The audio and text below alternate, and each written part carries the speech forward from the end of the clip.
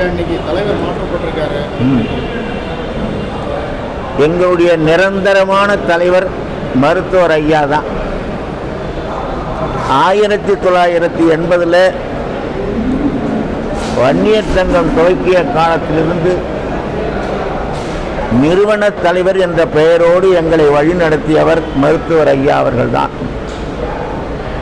அவர் எப்போது யாரை வேண்டுமானாலும் மாற்றி அறிவிக்க அவருக்கு உரிமை உண்டு.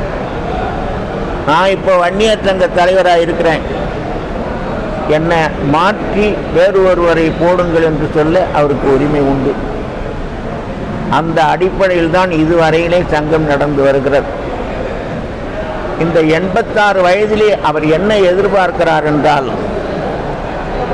இந்த நாட்டிலே வளர்ச்சி அடைந்த சமுதாயமாக இந்த வன்னியர் சமுதாயம் வர வேண்டும், எல்லோரும் சம்பாதிக்கக்கூடியவனாக இருக்க வேண்டும், எல்லா வீட்டிலும் கார் நிற்க வேண்டும் என்று விரும்புகிறார். அந்த மாற்றத்தை கொண்டு வருவதற்கு அவரும் சேர்ந்து உழைக்க ஆசைப்படுகிறார். அதனாலே தான் இந்த மாற்றம். இதில் ஒன்றும் சண்டை கிடையாது, கோஷ்டி கிடையாது, எதுவும் கிடையாது.